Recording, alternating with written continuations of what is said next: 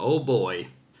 So, if you're watching this after the fact, I did everything I usually did, which was to set the stream live. I walk out of the room, and I go back to doing stuff very, very quickly. And then out of nowhere, as I was out of the room, everything crashed. So you're seeing you're seeing me trying to mend the stream now as it's happening. I'm literally testing stuff now to make sure that everything is actually okay. This is a little bit frustrating, I won't lie, and I'm a bit frustrated as to why bits and pieces are not quite coming through.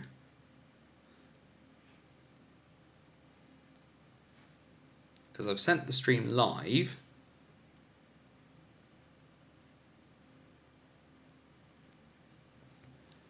I'm a bit confused as to why it's not working. There we go.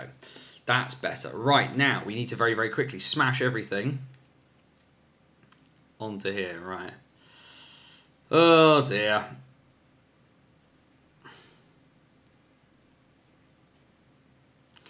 Let's try that again.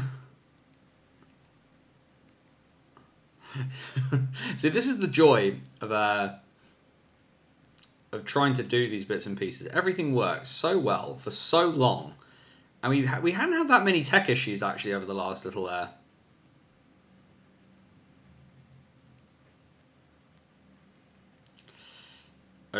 while, and it all just went sideways. No idea why it's not working, but hopefully now, by the look of it, everything is working.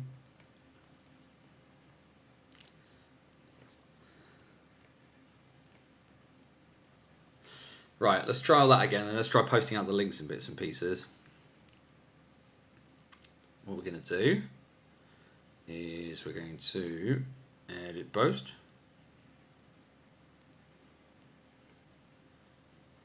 That's not going to work there at all.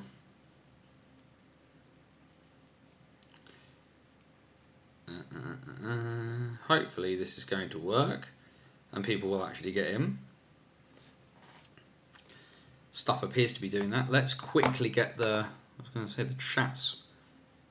I don't want the control panel for that. I want the chat. There we go.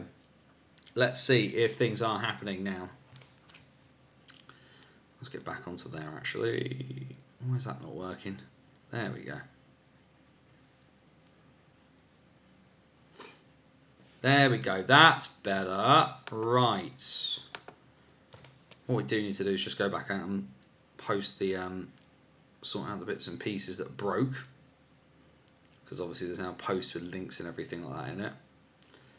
That is not working. What we'll do is edit. So then if I do that, that should then redo the link, is the hope. Oh boy, not the best of starts, not the most auspicious of starts. Not really sure why things aren't working, or it didn't work there, but it appears people are slowly getting their way in. They're just going to keep retweet some stuff in some places. There we go. And then we'll actually get on and do the show, which is useful. Although in some ways, of all the nights for it to break, not the worst night for it to break, because of course there's much less hockey to talk about. So you sitting here gibbering away with me, watching myself do all this sort of nonsense, isn't the worst thing in the world. We'll just give it another minute, get folk in, and the like. There we go. Oh, and a few bits of news, of course, are starting to head through. Either way, we're late. We should probably get on with it. Guys, gals, and the gender fluid and all beyond the binary. It is Wednesday night. It is, well, it's a bit after 8 PM now, but it's still around 8 PM. And welcome back to the VOTW What's Current stream. My name is Anthony Russell, here to bring you, for the last time in the season itself, through the weird, wonderful, and wacky world that is the National Ice Hockey League structure here in Great Britain. We focus on the National Division. That is our bread and butter, our home port. But of course, we take a moment to go through absolutely everything from the National, as well as Division 1 and Division 2 in the north and in the south. Good evening, everybody.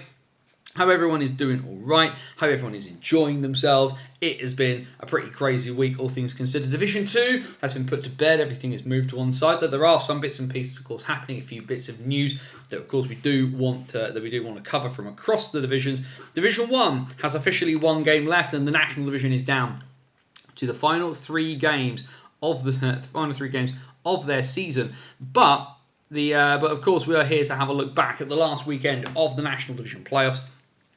And have a look forward to what is this upcoming weekend, the NIHL Final Four weekend, the playoff finals weekend for the National Division in Coventry, featuring, of course, the Division 1 national title game, which is going to be absolutely huge as well. There is a lot going on. There's a few bits of news, of course, that have come out today, but let's do our bits and pieces that we need to do first. A little bit of housekeeping whilst we are kicking around here. bannersonthewall.wordpress.com, your number one source for all things related to the NIHL, a website that started 13 years ago, focused on the Basingstoke Bison, but as the Bison wandered off into the mist and have now been away for a full calendar year. We've been focusing on the NIHL in all its forms, wherever we may find it, and you can keep tabs of that from my Banners on the Road series. Last weekend, not written it up just yet. I've been a bit busy with life, but last weekend's game that I went to between the Swindon Wildcats and the Telford Tigers that secured Swindon's first Coventry weekend in a decade.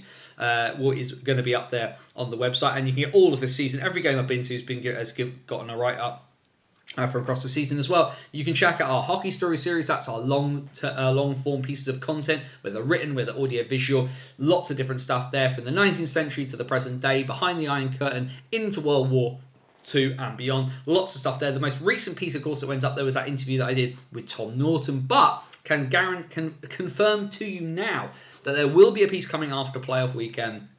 Doing a fun little in-depth piece. Set myself a bit of a challenge for something to do, but there will be a long-form piece of content for you guys to read after playoff weekend. It'll probably come out hopefully in the week or like the week 10 days, a week or 10 days sort of after, just because there's some bits and pieces I will need to do after the weekend with my interview subjects, just to kind of check in with some stuff that's happening there.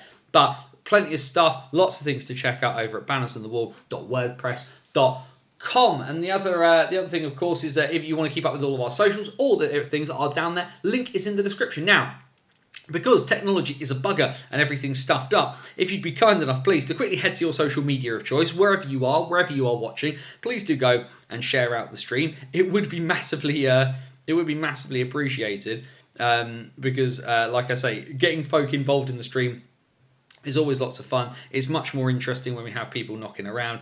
We really, really enjoy it when people do. Hit the subscribe button as well. Like the video if you haven't already. And of course, the other great thing is because we're live on YouTube, which means the chat. And I even got that right, pretty much, close enough. The chat is there all the way through the show. We encourage you to get involved. Questions, comments, thoughts, feelings as we are going through the news from across the NIHL. All that we ask is if you want to use the chat, please remember the golden rule here at the What's Current stream. DBAD. Don't be a dick. Be respectful of other people's thoughts and feelings, and it will be a wonderful, wonderful time. Either way, before we kick on too much, we're looking at last weekend. There are some bits of news that, of course, have come out in the last little while.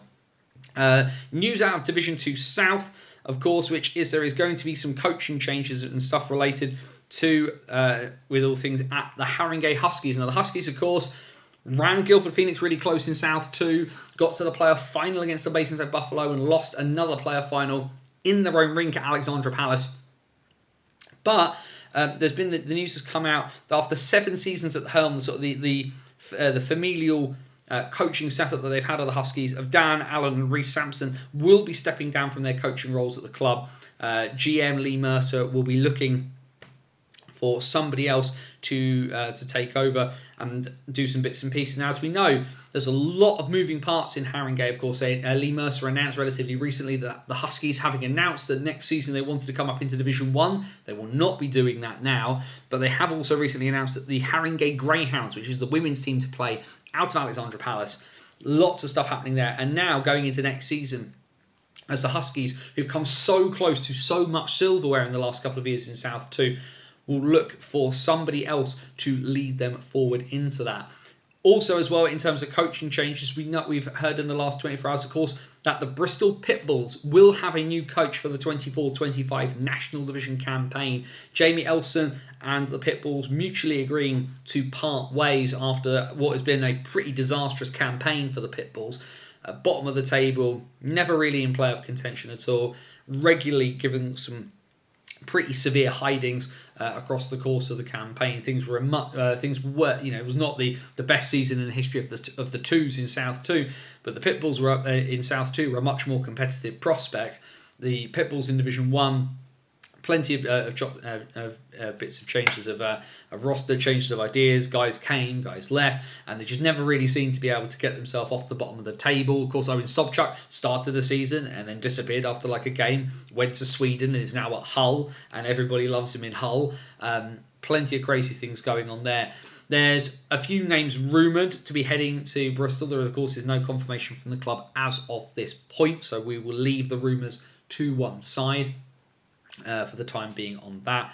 But obviously that's a big bit of news, particularly heading into the National Division weekend. Will we see Bristol use the weekend to make that announcement and turn a little bit of the conversation away from the other teams to themselves? That obviously remains to be seen on that front. But one person who is keeping their job, that has come out in the last hour or so, and it's not really a massive surprise to anybody who pays any remote a bit of attention, but even in spite of them missing the playoffs, the Solway Sharks keep faith with Martin Grubb. He will return for 24-25 as the coach of Scotland's lone representative at NIHL level. Not a huge surprise in this at all. Spud is Dumfries through and through. It would be hard to imagine him anywhere else. Although, of course, obviously, if the right job came along, that's a higher level potentially. He would no doubt be interested. But not a big surprise. This season was about learning and growing for Solway. The playoffs would have been a nice bonus for them. But there is the fact that he is returning, especially as now where we have John Strange as the lone owner of the Solway Sharks now. The fact that, especially after that sort of round table interview piece that the Sharks put out with John Strange, Martin Grubb, Craig Peacock and John Dunbar, to see any of those guys not back involved this year would be pretty surprising, all things considered. You'd have to agree on that one.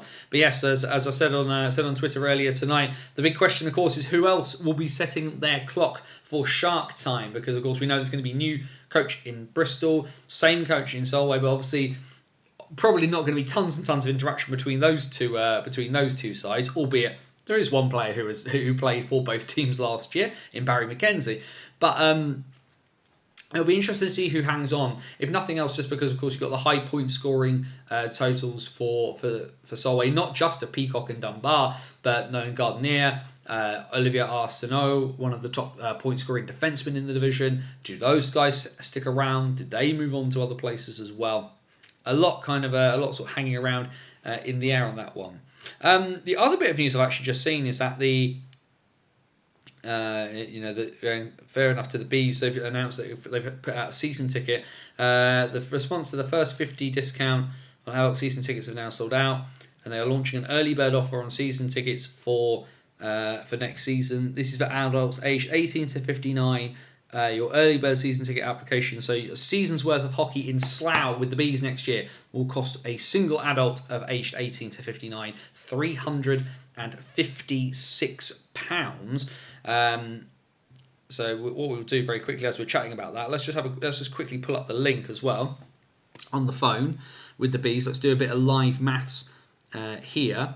So the early bird season ticket will be down to £356. Concessions, which will be registered disability, carer in receipt of carer's allowance, 18 to 21 year olds with a valid NUS card, senior citizens 60 plus, blue light card holders, and army will be £299. 13 to 17 year olds is £180. Child between 4 and 12 is £90 for the Bees. Under 4, so 3 and under will go free. We just quickly pull up the calculator. 356. How many games does it get you on this, actually, as it said? It It does not immediately. At least 4 games free. At least 4 free games compared to walk-up prizes. But what it doesn't tell you there is how many games that actually gets you in for.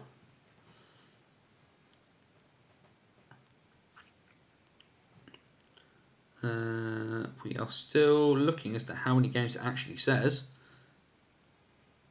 that you get. So based on 28 games for the Bees, so that'd be 20. So you'll get your 27 regular season games and 1 pre-season fixture then at the Hangar. So that works out for an adult of £12.71 per game. So in terms of walk-up, your walk-up price at Slough, I believe, is 15 for an adult. Now, somebody who works in the NHS, at the times I've bought Bees tickets, I've used my blue light discount, so I won't lie on that front. But £12.70, it's definitely not the worst deal in the division by quite some margin. But what do we think of that? £12.70 a ticket for NIHL National Division Hockey in Slough. What do we think? Is that value for money? Is that not value for money? Given the roster that the Bees have had this year, given the season they've had, would you be paying that price? Let us know in the chat. Obviously, massively interested to hear what folk have to say. Some news as well out of Ice Hockey UK. In the last few minutes, Ice Hockey UK is pleased to announce a foundation initiative to invite 8 coaches from the NCAA and USHL, so that's the United States Hockey League, which is one of the sort of junior leagues that generally feeds into it feeds a lot from America into college hockey, to the UK this year to inform GB Pathway parents and athletes on the academic and athletic opportunities involved in North American collegiate education. Now, the logos on here are of Princeton University, which is a very, very prestigious academic university in the United States. The other logos are Penn State University. So Penn State has one of the newer NCAA Division 1 college programs. So the highest level of college hockey is Division 1. It's quite a broad base. There's about 50 D1 schools in the NCAA. And the other one is the Youngstown Phantoms of the USHL. People may remember the name Youngstown because that is where Cardiff-born, Australian-bred and raised Nathan Walker played when he was in the USHL. We're just having a look at this. Further to recent announcements around the formation of the Ice Hockey UK Foundation, IHUK is pleased to announce a foundation initiative to invite 8 coaches from the NCAA and USHL to the UK this summer to inform GB Pathway parents and athletes on the academic and athletic opportunities in North American college education. 5 men's and 2 women's coaches from the NCAA will be joined by 1 United States Hockey League coach, which the Premier Junior League in the US. So that's obviously will be Youngstown. The opportunity has been made possible by the incredibly kind support of a donor who wishes to remain anonymous, and Scott Maguire. As a parent deeply involved in ice hockey in the UK, Scott is no stranger to related philanthropic activities, having set up 3 ice hockey and academic scholarships for student athletes to attend a well-known school in London. Obviously, this is all on the Ice Hockey UK website. And it's, like I say, it's certainly a very, very interesting prospect. They talk about Ryan Fogarty. There's quotes in there from Ryan Fogarty, who's the ex-head coach of the Princeton Tigers. Ryan Ward, the head coach of the Youngstown Phantoms, who were the 2023 USHL champions. So that's definitely worth noting in there. So certainly a very, very interesting one. So here we go. So we have a list at the bottom of the people coming over and the schools they represent. So Ryan Fogarty, ex-head coach of Princeton University, so obviously getting involved in helping out his old his former team there. Brent Brecky, who is the head coach of St. Lawrence, which is an NCAA Division 3 school. NCAA Division 3 is definitely not the same high level as Division 1, but plenty of players have come out of D3 and been very, very good. One person who played NCAA Division 3 who might surprise you, Jaroslav Chesky, former Augsburg College player in the Augsburg College Athletic Hall of Fame as well. Certainly a name I recognise in here, Albie O'Connell, Associate Coach and Recruitment Coordinator for the Arizona State Sun Devils of NCAA Division 1. Albie O'Connell, of course, played in Britain in the 90s. Former Basingstoke Bison, Albie O'Connell. He's one of the earliest interviewees from Banners on the Wall. Former head coach of Boston College. Also did actually get his knuckles wrapped at at one stage by the NCAA for recruitment violations, but getting done for recruitment violations is very easy in the NCAA given what's there. Also, we have Andrew Sturts, assistant coach from Penn State, as we mentioned. Nielsen Archibald, the assistant coach of American International College, NCAA Division 2. Now, there isn't such a thing as NCAA Division 2, so I'm interested as to where American International sit on that. Ryan Wall, the head coach of the Youngstown Phantoms. And then the two female coaches are Melissa Samaskevich, who's the assistant coach of Princeton University's women's team, and Abby Ives, who's the assistant coach of Sacred Heart University. Those are both women's D1 programs. So some really interesting opportunities there for some of those young players on the GB pathways to get a look in at college hockey. And actually, fascinating thing as well when you think about that amount of players that have come out of NCAA and U Sports into not just the Elite League, but also the NIHL National Division. Pekka and Sutton, of course, at Telford, they played for the University of PEI last year in Canada. Gail Lebuele, Colby Tower are both U Sports graduates. There's plenty of guys knocking around, obviously. We think of Grant Cooper at the Leeds Knights last year, former Clarkson University alum. Really, really interesting prospect there. For some young guys who want the opportunity to further their education as well as get to play hockey at a really, really high level. Now, I'm fascinated for some of those younger guys as to what their route to getting regular minutes at D1 is, and I think it's very interesting there to see a D3 school in there, because that as well has to be an option for some of our younger guys. Guys going over and playing Division 3 NCAA hockey is nothing to be sniffed at. You'll get to play a decent quality, much better than some levels of junior in Europe, let alone in Britain, and have the opportunity then to really, to get a degree abroad, because scholarships will hopefully be a thing that's available to those guys and girls, and then be able to kind of come back to Europe or even find a way to carve a niche into North American professional hockey and do things that way. There's the opportunities are opening a really, really great bit of work there, and obviously. Scott McGuire and that anonymous donor have put something together to allow this to happen. Massively pleased to see it go down. Either way, of course, before we get on to the National Division and what's going on there, the last thing we probably do need to say is we do need to congratulate the Sheffield Steelers, a second Grand Slam in the Elite League in 2 years. When you think there were 2 Grand Slams in British hockey last year between Belfast and Solway, only the one this season, and that is the Sheffield Steelers defeating the Belfast Giants by 3-1 in the playoff final. Of course, Sheffield beating Guildford in the first semi-final, Belfast defeating Cardiff in overtime at Nottingham, and apparently the real winner was the Pigeon. So shout out to the playoff Pigeon as well. But no, congratulations to the Steelers. They have been an absolute monolith of a team in the Elite League this year.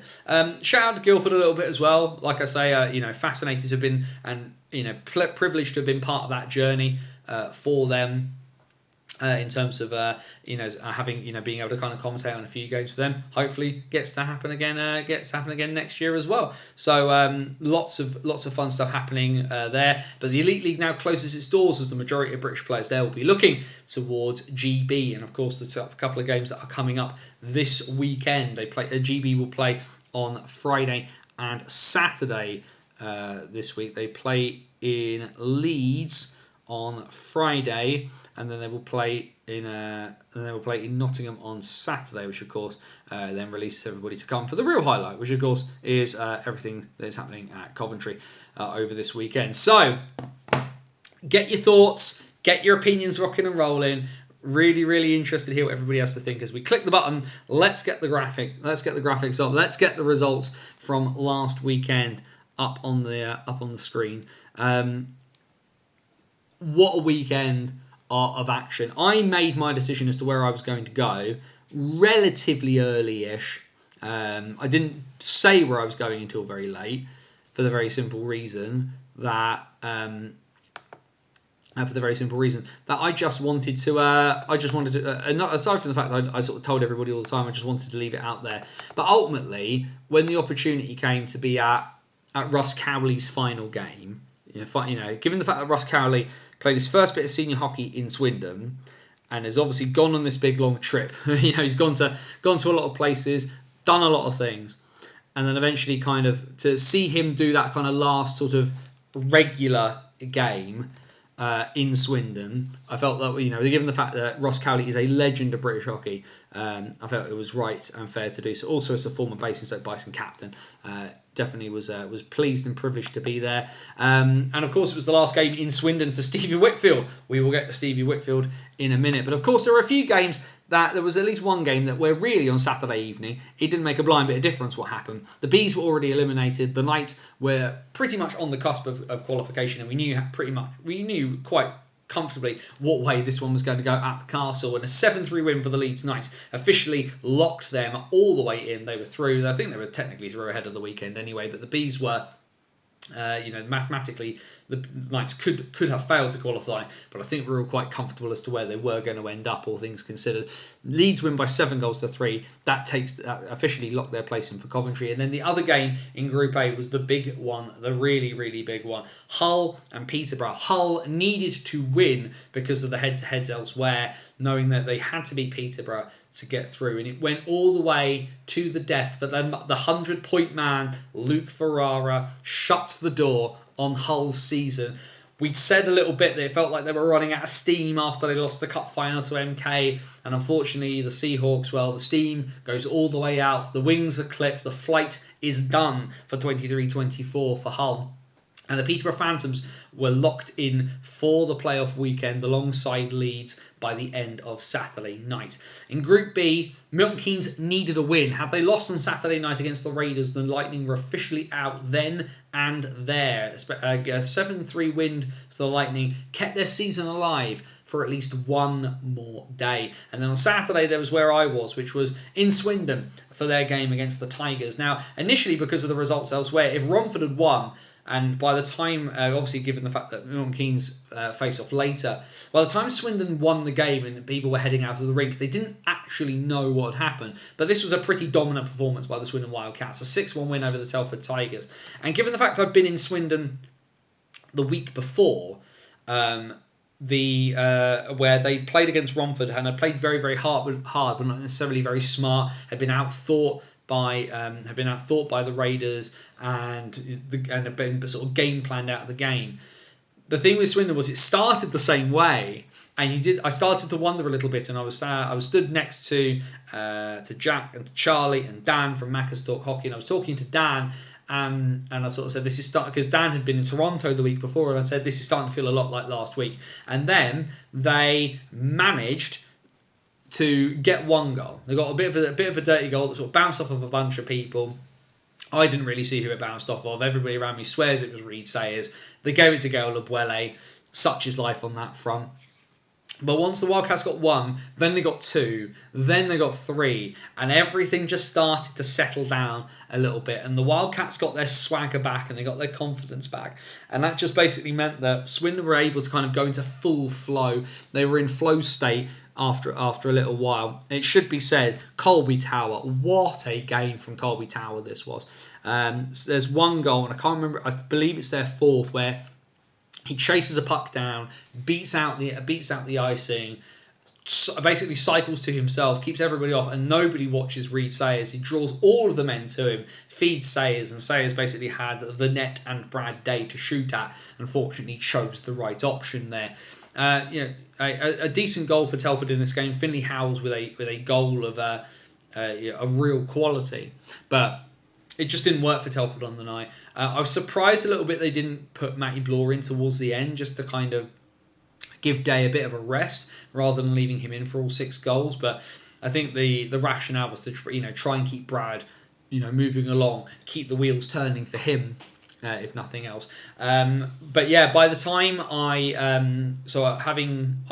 wife wasn't feeling very well on Saturday, so when I left Swindon pretty quick after the game, and I was back home relatively sharpish, but sort of before 10:30, which given the fact that got out of Swindon just after 9 was pretty impressive. But by the time I got home, obviously the MK game had finished, but results had that result meant that with Milton Keynes winning, knowing that Swindon couldn't be overtaken by MK on the head to head, I mean, Swindon qualified. So Swindon qualified for their first playoff weekend in Coventry since 2014, since Aku Pakarainen was called for hooking in overtime by Dave Cloutman, and the Manchester Phoenix sent Swindon fans home with hung heads. Although let's face it, Bison won that year, so I was quite happy either way. But yeah, a first qualification for quite some time for Swindon. Their first playoff weekend of the NIHL National Division era. As well. I can see Casey in the chat. First Wildcats game on the 10th of October 2015, and finally got to Coventry. Certainly a big one. I've got a lot of people. I know a lot of people who are involved in Swindon. I think of folk I've known for a really long time. People like Ben Callahan, their press officer, Thomas Graham. Folk like Don Russell, who is Scratch's wrangler at Swindon, Kieran Gingwell and his family, and they've always, these are groups of people. Swindon fans have generally travelled quite well to Coventry, and for the first time they've always made a good bit of atmosphere. Block 13 behind one of the benches, chants and chants and chants or whatever people were in front of them. Well, I hope that they do this the right way around and they actually put Swindon in front of their fans this weekend and get that sorted out properly, because for the first time in 10 years, Aaron Nell is back at the dance. You think as well, in that time, Swindon have won a league title, won cups, but haven't made it back here. So the fact that by the end of Saturday night they were already qualified was a big thing. Massive congratulations to Aaron Nell and his team for sorting that one out.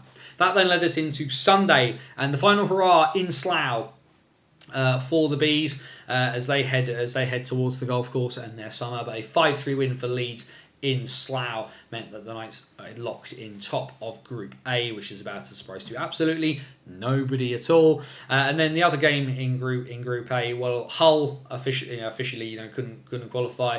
Tyler Delabatouche given the start. Dom Smith as well, I believe, given the start for Hull in this one. Both backup netminders, and the Seahawks sign off with a win in Peterborough. Will Weldon's last game in Peterborough. But obviously not his last game of the season. The end of the career, though, as we know, of Sam Towner, the captain of the Hull Seahawks, calling time. He finishes his career with a victory in Peterborough against the Phantoms. We wish Sam all the very best, one of the best players of his role and his position in the old EPL, and certainly in the early years of the National Division too.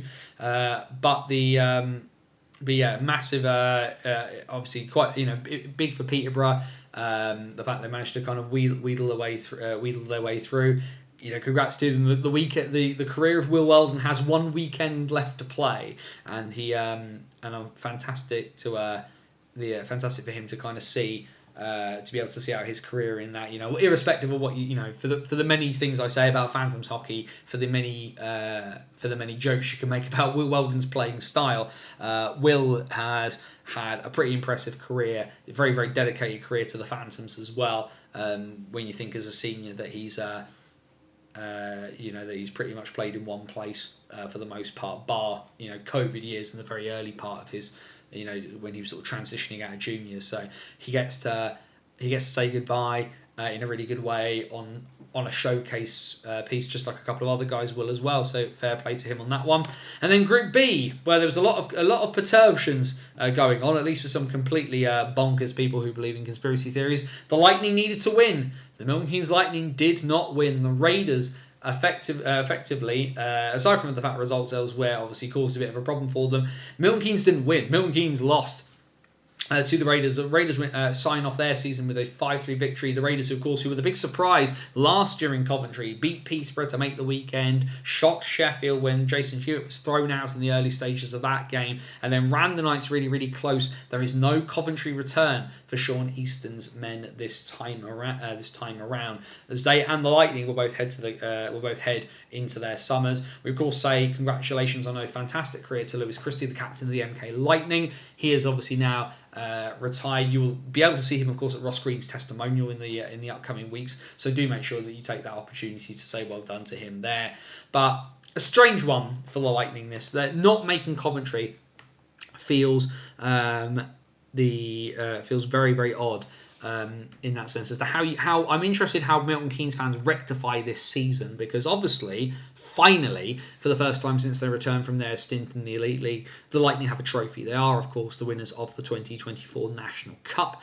And I think there's good and bad in it. I think the fact they've not made Coventry, given the strength of their roster, is a big shock. You think of the points of Herman, Venus, both over 100-point goal scorers, 100-point scorers. Dylan Lawrence as well, massively effective up front. Max Stewart, Liam Stewart. There's so much in that roster. Jordan Headley as well. The numbers don't lie from a netminding perspective for him. He's been a very, very good netminder all year. Will Curlin, has obviously been a really, really adaptable backup for them too. But Milton Keynes aren't in Coventry.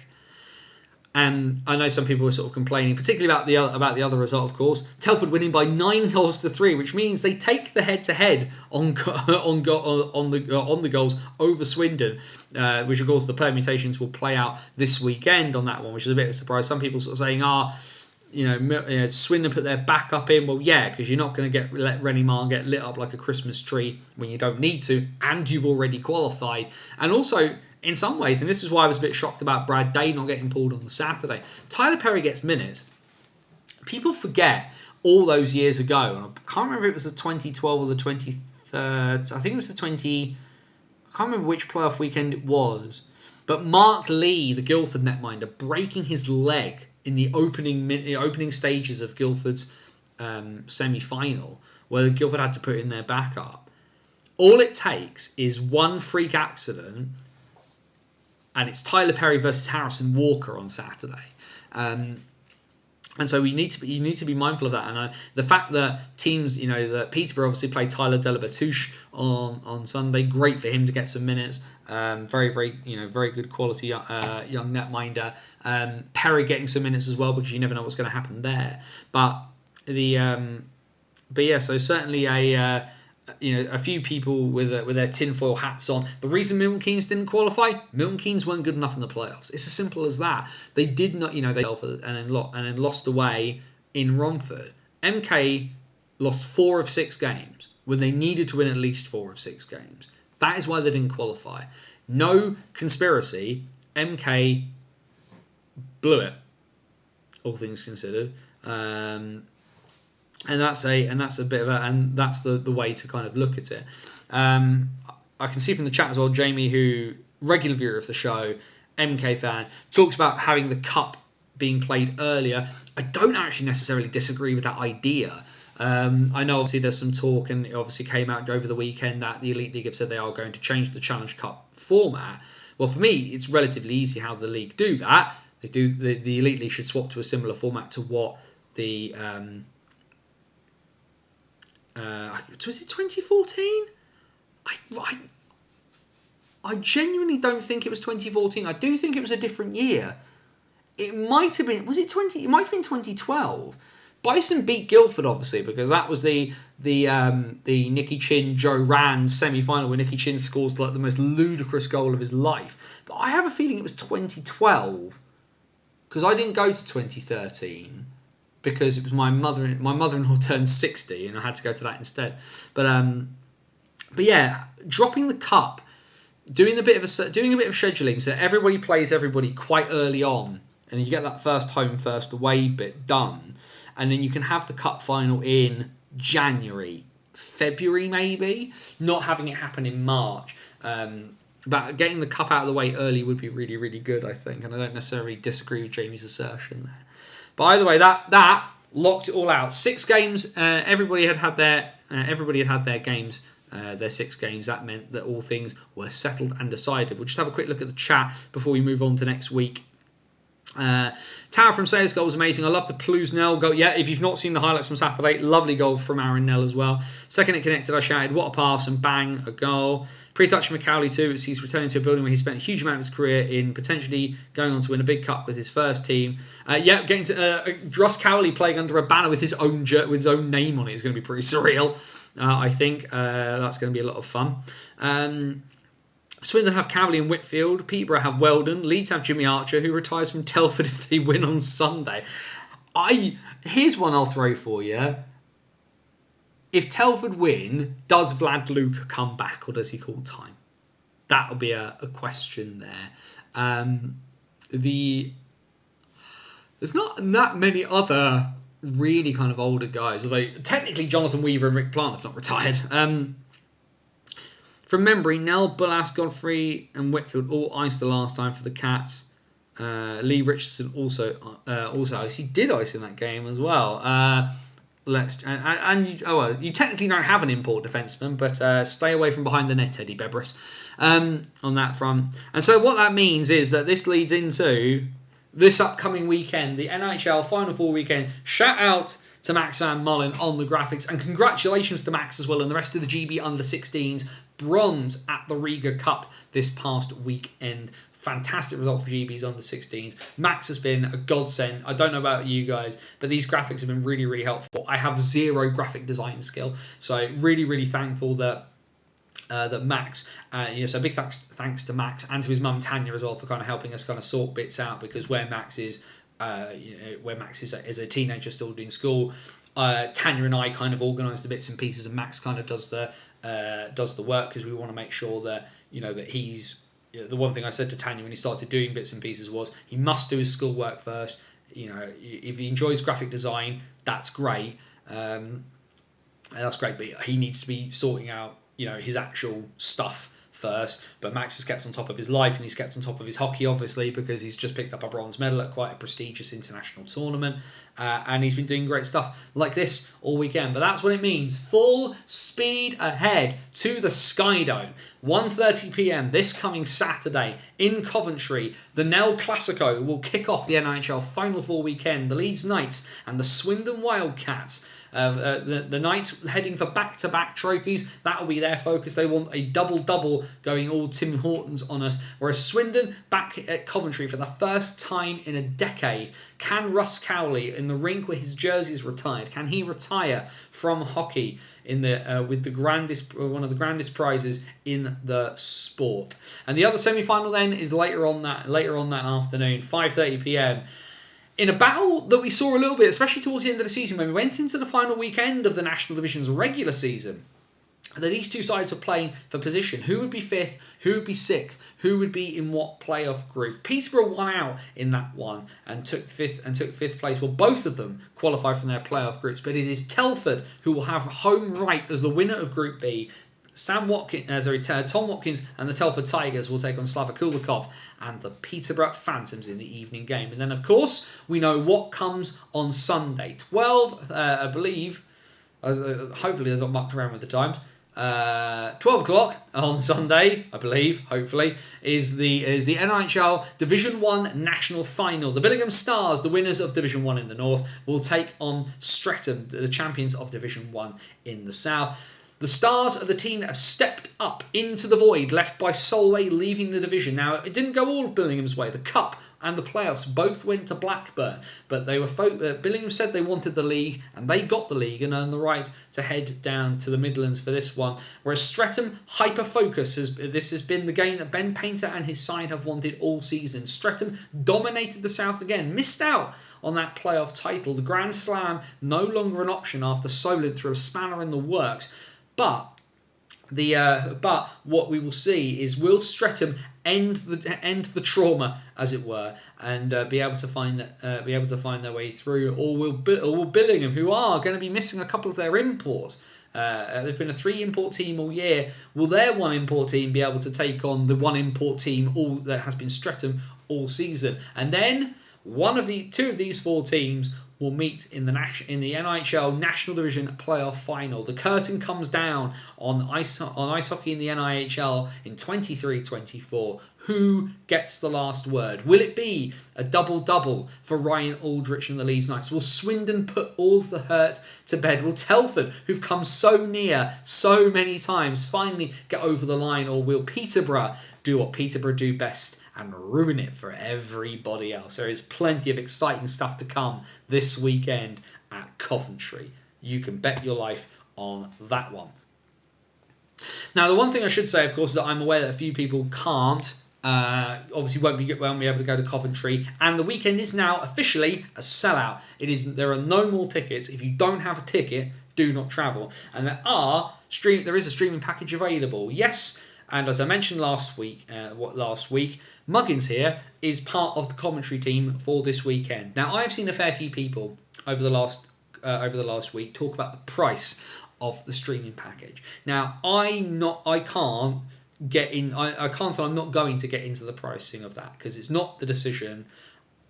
A lot of people who watch the show on a regular know that I have, last commentary weekend last year was my debut in commentary. The first game I'd ever commentated on was that national final between Solway and Streatham. And since that point, I have commentated at literally every level of the British game, if you work it like that. I've done the Elite League, I've done National Division, I've done Division 1, and I've done Division 2. I'm really fortunate in the sense that I'm going to be doing colour alongside the play-by-play of George Perrott, who regularly commentates for Drop the Puck. Now, I am not going to tell you whether you think it's value for money or not to buy the streams. If you want to buy the streams, that is your thing to rationalise in your own head. Here is what I will tell you from the off. I am putting in the work so that if you pay your money to listen to me and listen to George, and I've worked with George before, worked with him last year, he's really dedicated and he's really good at what he does. I think I've gotten better over the last year at commentating, whether it's colour or whether it's play-by-play. And whatever I'm putting in the work to make sure that if you listen to this commentary, you are getting the very, very best that you can possibly get. George takes this very seriously.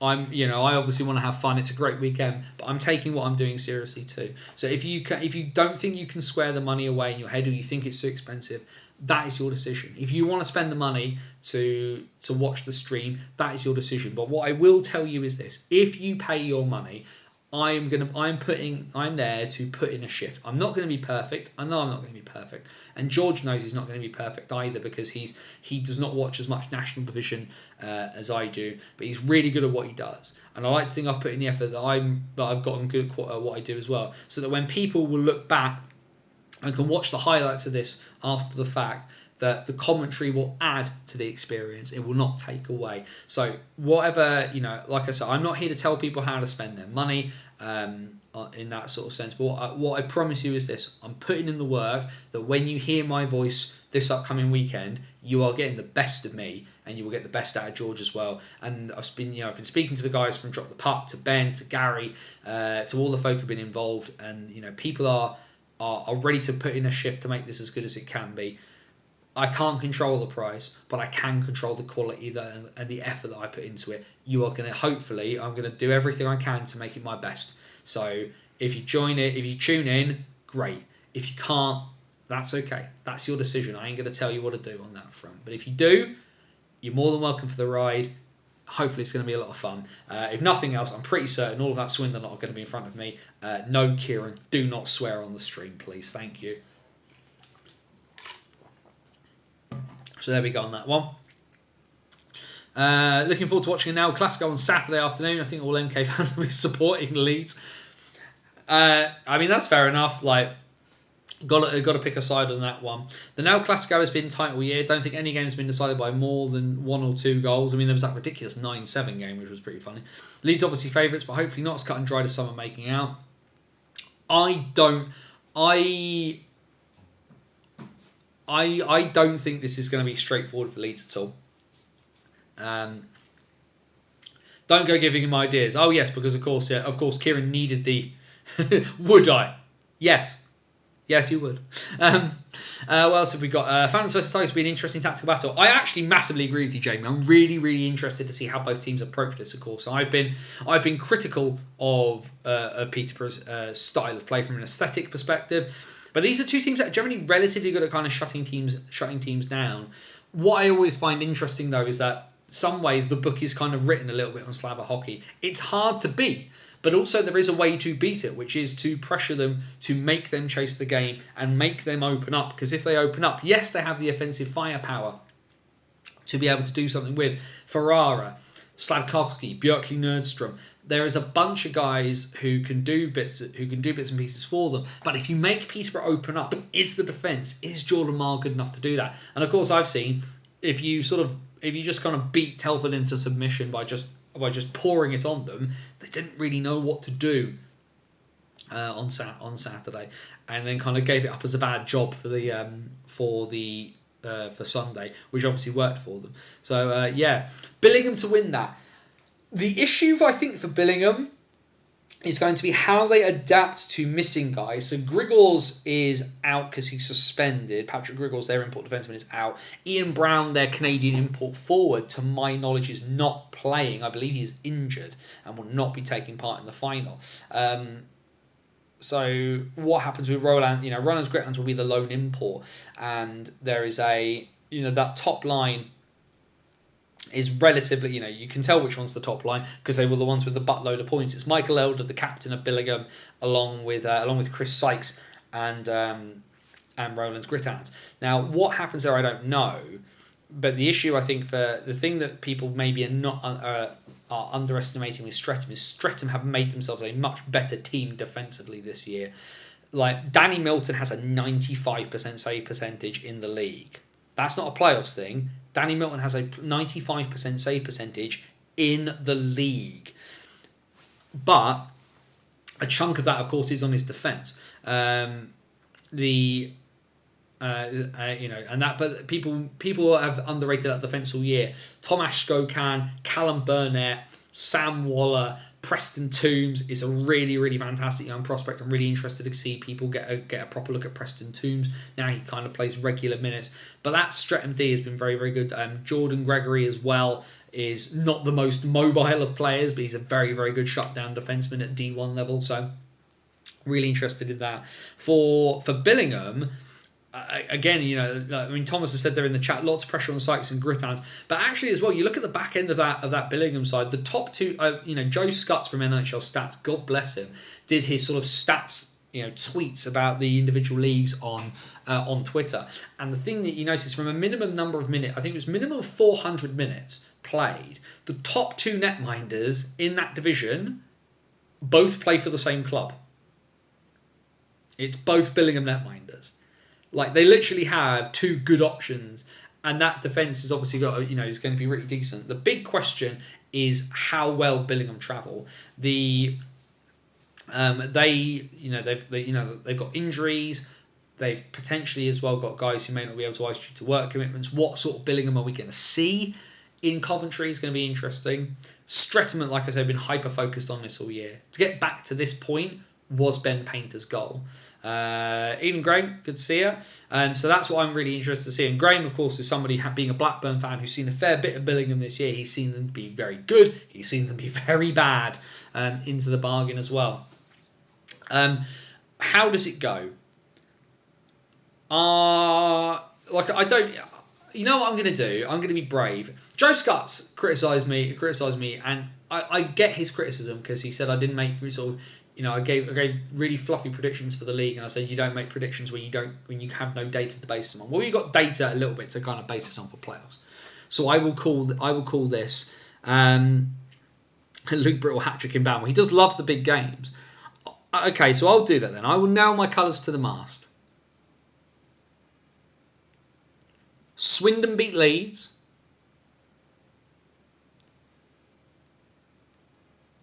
Ooh. Peterborough beat Telford. Swindon to win.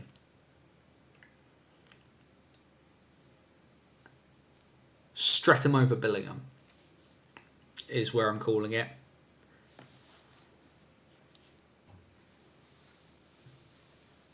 Probably all my Swindon fans are going to hate me for that. But that's fine. That's what I'm going to call though. Swindon to win the National. Streatham to win the Streatham to win D1. But yeah, like I said, I think there's just something about Peterborough in that moment, and Telford. Unfortunately, Telford's form book at this weekend with a roster that's not drastically different. And yes, Pecker and Sutton have picked up, but they're kind of walking into Peterborough's wheelhouse in a game like this. The occasion, what's happening here. yeah, I just like I said, I think it may be very very tight. That game could go to OT or even to penalty shots. It's the more likely of the two, I think. But I think Peterborough do get through. Swindon will beat Leeds if they get the right game plan. If they can keep it, the issue being, of course, is that this is two teams actually where keeping it tight doesn't really benefit either of them, because both of them are able to kind of they can counterpunch quite easily because they're both very really good offensive teams. This game is either going to be, we might be heading towards another 9-7, or it's going to be like 2-1, 3-2. The reason why in a single game, even though they have two forwards playing on D, Swindon's D is better than Leeds's as an individual unit in an individual game. Leeds have the much better attack. I don't think anybody would deny that. But what I'm interested in is in the single game, in the moment, with plans made, two coaches who know each other incredibly well. Leeds, we saw there is a way to undo them on that big stage. And I'm not necessarily convinced 100% that Leeds D is as good as last year. I don't necessarily think the Swindon defence is brilliant. Like I say, they've had two forwards playing on D the entire season. So it will come down to Gospel and Mar. And I think the really, really big issue here is that what is in front of them. Because Romford nearly did it to them last year. Telford nearly did it to them last year as well. And the one thing I would probably say is I think this year's Swindon Wildcats are better than last year's Telford and better than last year's Romford. So I think that's where I see Swindon doing this. It will be very, very tight.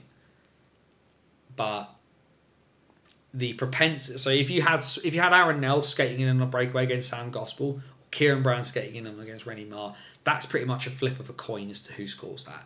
Quite easily, both guys score. Which of those two defences in front of those two netminders is going to let up the amount of opportunities to allow moments like that to happen, or allow chances to happen? That's where it's going to get dicey, I think. Whichever one does now. Now, obviously, I could be completely wrong. That's the nature of doing some of these bits and pieces. If I'm going to stick my neck out, then you have to be prepared to be wrong and take it on the chin. But I might be right. And we'll see what happens there. If Leeds end up with a double, fair play to them. They've been the best team in this division by an absolute mile in terms of consistency and performance across the entire length of the season. But this isn't what this is about. This is about who's good right now. Who can do the business right now. How can Telford beat Peterborough? They push Peterborough onto the back foot. There's a difference between being on the back foot and counter-punching, and that's what Peterborough do very, very well. Sit back, lock the game down, make it a mess, wait for the teams to push high, go behind, speed past them and score. That's how it's always worked. That's what Peterborough do. The thing is that Telford, if Telford really get rolling, I mean, they put 9 goals on Swindon last week. Yeah, sure, Swindon put the backup in. Luca, Packer, Sutton, Howes, Mackenzie.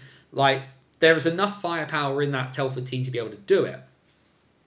What I'm interested, but like I say, it just feels like the situation. It feels like they're kind of walking into Peterborough's world here, and I'm fascinated to see how that plays out. Part of me would like Telford to win the whole thing because I'd like Scotty Mackenzie to kind of get the opportunity to get a title, get the playoff title before he retires. I think Vlad Luka has had the best season of his career at 42. Like, let that sink in. Like there's a bunch of guys who, you know, Twitch's favourite NIHL Deacon Fielder. It'd be hilarious to watch him win the playoffs. Mostly because I predicted if Telford win it, he'll be like drunk standing on the bar with his shirt off. But yeah, for me, Swindon over Leeds, Peterborough over Telford, Swindon win it. And Stretton to take the D1. Archie Zidane has been brilliant on the back end for the Tigers. The issue for that is, like, the numbers clearly don't lie. every time I've watched the Tigers this year, they've not played very well. Hazeldine as an individual has been brilliant. But Aloch Hazeldine is one player. But no, he's been brilliant. He's been a superb addition for them. Can't believe that Coventry didn't really give him a proper chance. I think it's a shame on that front. But yes, obviously some people will be happy with my prediction, some people won't.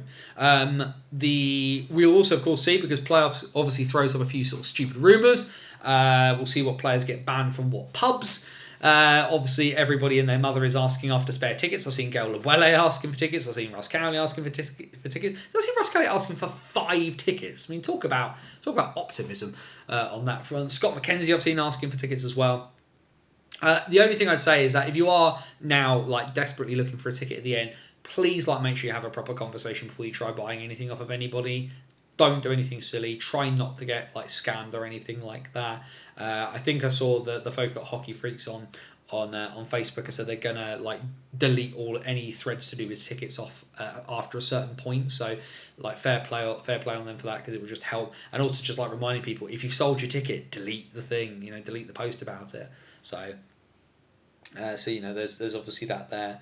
It'll be really disappointing if Billingham can't put out a competitive roster. Honestly, can't look beyond Streatham this time around. I have to agree on that front. I can't see past Streatham. It still might be the best game I've watched this year was Streatham versus Slough. That was just a ridiculous game of hockey. Ridiculous game. Swindon versus Romford rivaled it because of the quality of the individual performance of one team. But if we're looking at the whole game, both teams in that game were just absurd. Brilliant stuff from both there. I will sit down and kind of make a proper decision about that there. But either way, there is a lot of good stuff coming over this weekend. I think probably the thing I would remind people, I will say this ahead of this weekend. Do me a favour on a couple of things. Enjoy yourself, but please stay safe. Don't get yourself so blind drunk you can't get back to your hotel room. Do stupid things like lose your wallet, or get taken advantage of anything like that. The whole point of this weekend is to have fun and to enjoy ourselves and have this big season-ending kind of blowout party kind of thing. Have a bit of banter, but don't be a dick. Don't be, there's a difference between having a poke and being abusive. Don't be abusive to people. It's not necessary. If it's busy with things, don't push and shove people to get where you need to go. If you're all going in the same direction, you'll all get there eventually.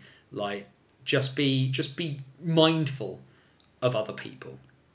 I think is probably the thing I'd say.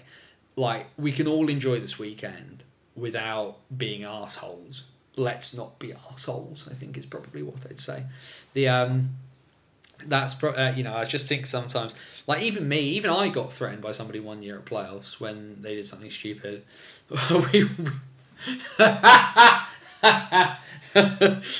And Kieran has sold Tom Graham down the river in the chat. We want Tom on the floor eating crumbs again. And of course, Kieran, I was the one who suggested Buckaroo if he got so drunk he fell asleep. But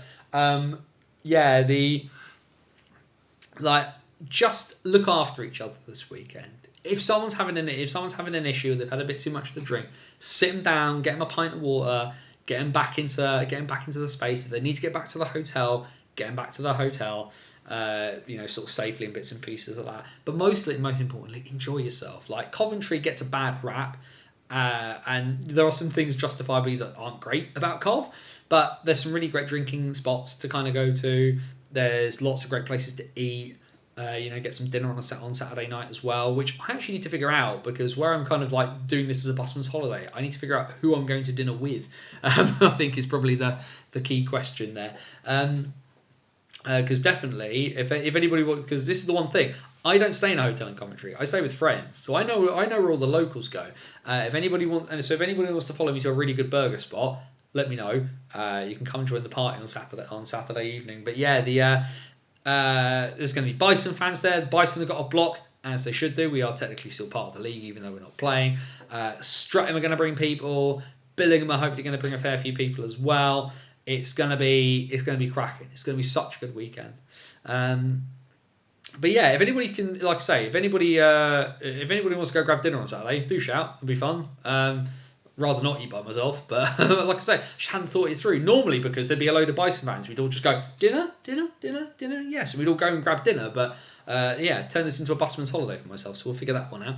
But but yeah, either way, the door is open. We've hit all our National League points that we kind of need to hit. So anything anybody else wants to talk about, any other hockey around the world, NHL players have obviously started. As a Caps fan, I'm just letting it all wash right over me because the Caps are basically playing with house money. The fact we're even there is a bit of a laugh, all things considered. So we will take that one as it comes. Yes, Jamie, thank you. The Coventry Half Marathon is on Sunday morning. So check road closures and bits and pieces of that. One of which is going to be that main road that goes. Obviously, the names of the roads, if you look at the maps, will be fine. But it's that main road that goes down next to the old IKEA by Coventry Market. That is going to be shut first thing in the morning. So if you're getting in early, do have. I won't be in a fit state to run it anyway. The closest you come to a marathon, Kieran, is eating a Snickers. In all seriousness, best weekend of the year, regardless what happens on the ice. Exactly, Tom. Yeah, let's all just go and have a good time and look after each other. I will definitely 100% be in the windmill at some stage over the course of the weekend. So if people do want to grab a pint, please do say so. I'll be kind of floating around, hanging out with folk, and just kind of saying hello.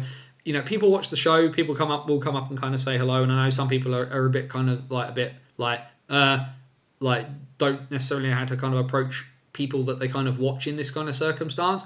Come say hi. Just don't be rude. Is what I'd say. If I'm talking to somebody else, just be patient, I suppose. But I'm more than happy to kind of say hello to people. I'm definitely not a celebrity or anything like that. I'm just a guy who talks about hockey on the internet. I'm another white dude on the internet with glasses. Just come say hi. It's fine. Thoughts on Richard Crowe going to the AHL? How well do you think he will do? Can you see any other NHL D1 or nationally players heading down under? I don't necessarily know whether anybody else will. Crowe heading down under is interesting, and I need to check with the guys at Hockey Hype Australia, which if you don't follow Hockey Hype Australia and you want to get into Aussie hockey, definitely go check those guys out. They do a lot of really, really good work over at Hockey Hype Australia. Gordon Goodenough from Hockey Hype Australia did contact me and asked about Crowe, so I did give him my thoughts. What I'm interested in is how, and the thing we'll find out this weekend, because Crowe will be he's joined the Sydney Bears in the AIHL. They have a pretty tough weekend actually. The Bears this weekend, they will be playing a doubleheader in Melbourne. They will play the Melbourne Ice and the Melbourne Mustangs this coming weekend. But what will be interesting to see is how Crowe is used. And obviously he's had the best point scoring season of his career in Solihull. The Barons, of course, with Billingham nearly tripping over their own shoelaces over the title. The Barons came pretty close, all things considered. Semi-finalists in the Cup, semi-finalists in the playoffs, second place in the league. Kind of the Haringey of North 1 in that respect. But I think how he's used will be interesting. It's very unusual for Div 1 players to go overseas. Not lots of British guys do a small stint, because for people who remember the name, Paddy Ward moved to Australia. Paddy Ward has been playing year in year out for the Newcastle North Stars for years now, since playing for Slough in the EPL. I venture that he's not going in. That Crowe is not going in to be a first pairing D-man. I venture he'll be second or third pairing and be used for a bit of mobility and potentially a little bit of additional added, sort of secondary scoring.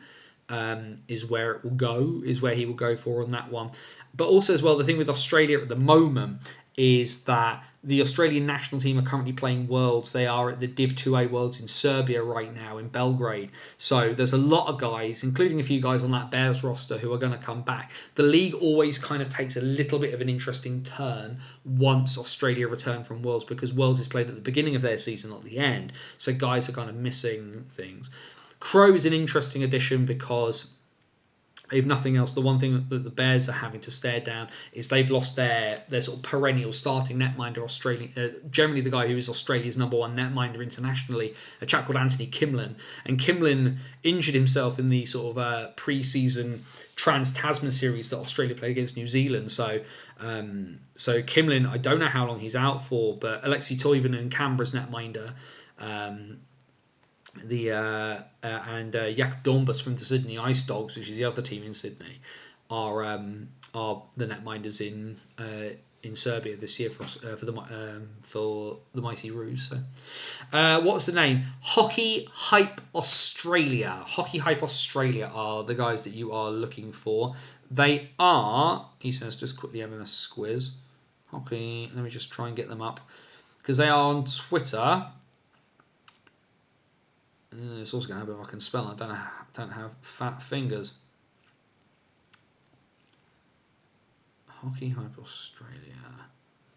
Let me just press the button there because the internet on my phone is sort of stuffing in and out. So I'll get you the link in a second there. Always forget when I was to Australia. Yeah, been a pretty solid member of the North Stars. I can't remember how many Goodall Cups actually. Well, we'll check that in a second. We'll check how many Goodall Cups that Paddy Ward has won with the North Stars. I think he's won at least one. So Hockey Hype Australia, they're on Twitter, X, whatever you want to call it. So Hockey Hype Oz, so Hockey Hype AUS is their is their at. And yeah, they got lots of really really good stuff going on there. They do really really good coverage of the AIHL. They do really really good coverage over the Australian summer of the AWIHL, the Women's League there. But yeah, Gordon Goodenough, Andrew McDougall, they do like a fantastic amount of really, really good work as well. Really inclusive stuff as well for LGBTQ plus fans. Like I say, lots of stuff about the women too. And they've I believe they got themselves sort of accredited by the AIHL as like an official media outlet this year. And when the NHL was down there, they got themselves accredited for that too. I know Neil Lydiard went over there back in the day. He did. Doug Shepherd played for the Sydney Bears. A bunch of guys are kind of over there. The Melbourne Mustangs have got a couple of guys in Australia who've played bits and pieces. Ty Wishot's over there.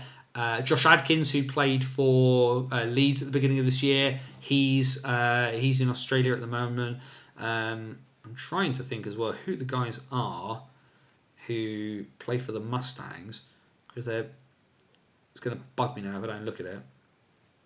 But yes, Neil Lydiard played for Adelaide back in the day, one of the many permutations of teams they've had in Adelaide. Adelaide is a bit like the Hull of Australian ice hockey in the sense that teams kind of chop and change names. Salzburg, of course, won the Austrian League. Fantastic Game 7 played in Klagenfurt, but yeah, Salzburg dominated that on that one. Berlin are 3-1 up in the German final series as well. Big hat-trick from Ty Ronning. In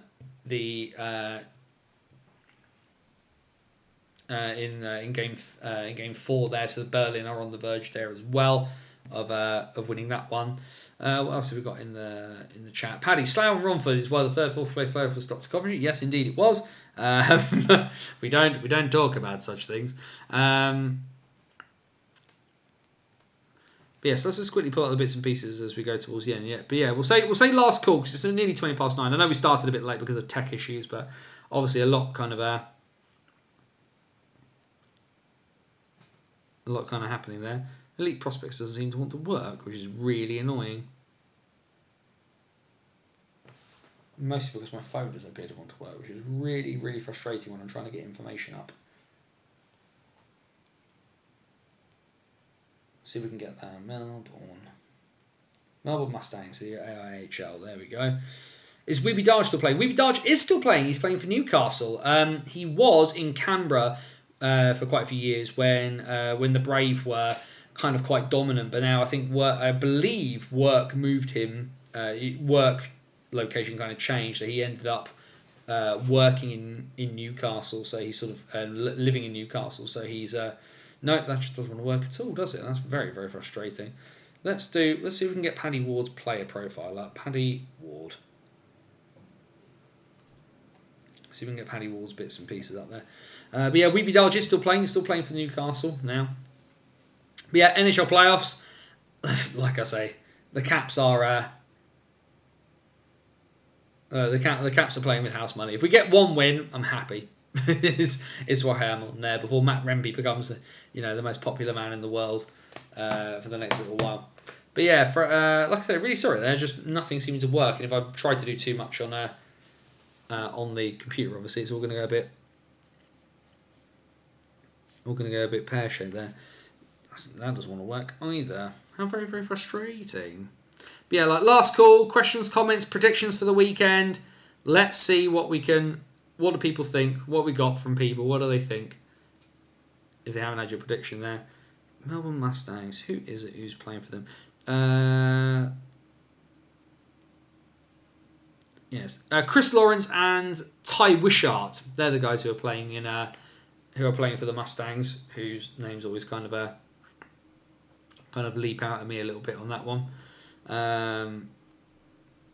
Chris Lawrence there as well.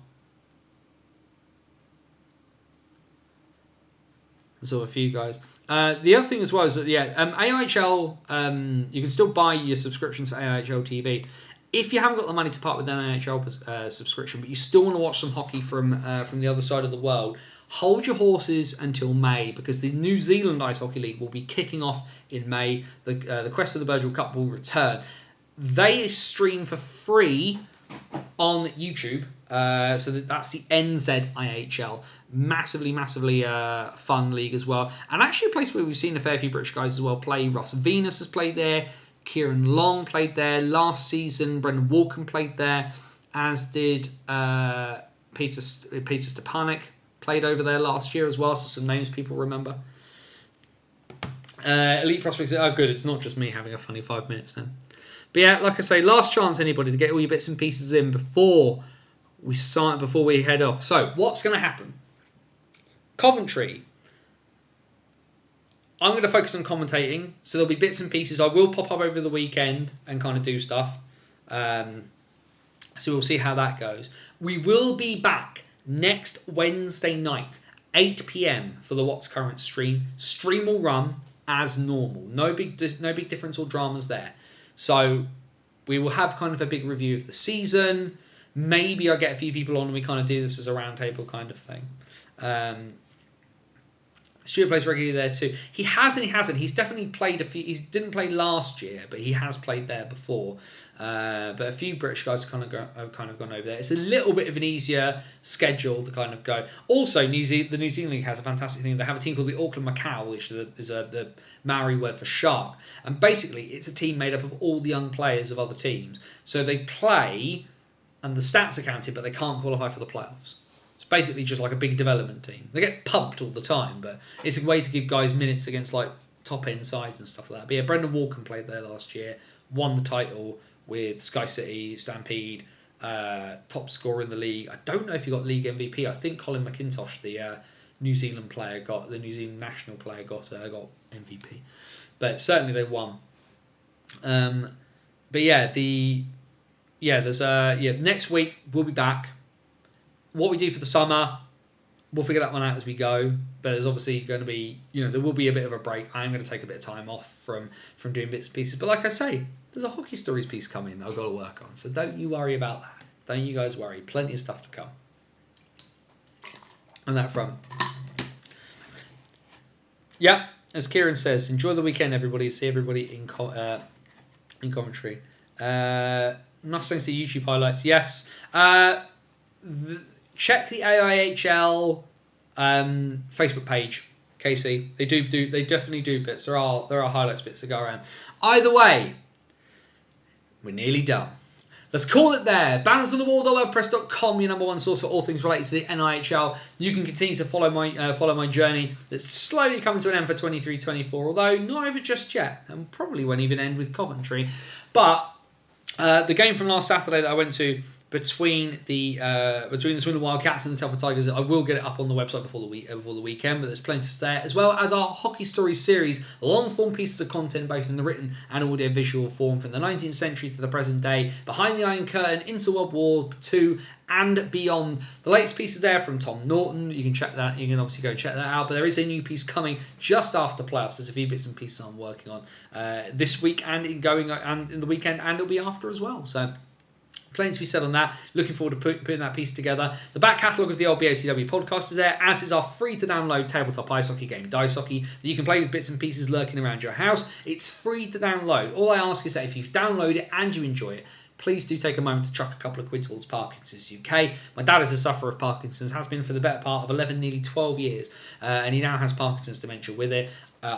Maybe at one of these days I should find a way to do like a proper Parkinson's fundraiser. This is one of the ways I've been trying to do it, if nothing else. But yeah, Parkinson's sucks, and if you know anybody who's ever had it, it's a proper kicker in terms of what it can do to you. So let's chuck a few quid their way, get some money raised on that. But a bunch of stuff, 13 years worth of content that you can go check out over at bannersonthewall.wordpress.com.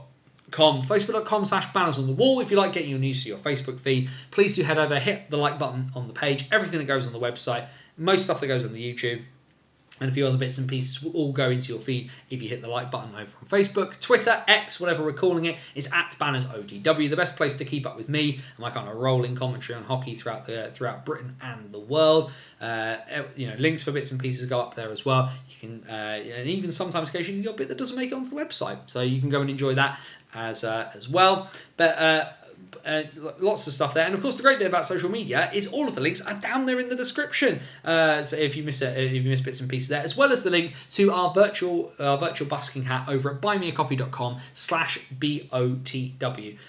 It's been a fantastic season. I put a lot of miles on the car. And like I say, Banners on the Wall is never going behind a paywall. But if you like what you get and you want to support in some way, shape or form, head over to buymeacoffee.com/BOTW, chuck a couple of quid in, and just help keep the lights on, help me with a few sort of costs and bits and pieces. It's massively appreciated. It all goes back into doing this. It doesn't go anywhere. It doesn't really go anywhere else.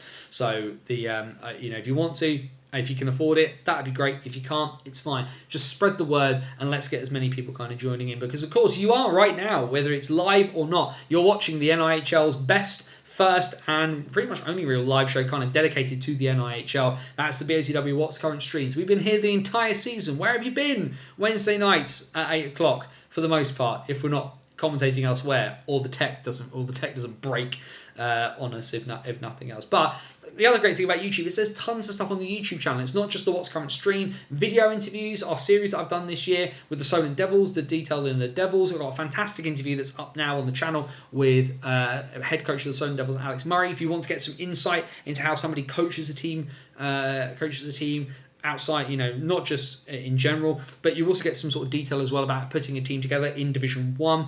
Alex was really, really gracious with his time. That's about an hour long. You can go check that out. And that's there. There's loads of interviews I've done in the past. People like Steve Nell, Matty Davis, Jamie Elsom, of course, who's now gone from Bristol. Go and watch that in hindsight and see how accurate he was. Will Weldon, Tom Norton, bunch of Faye Andrews, who's now on the board of IHUK. Plenty of people there to go and check out interviews with. We are nearly there.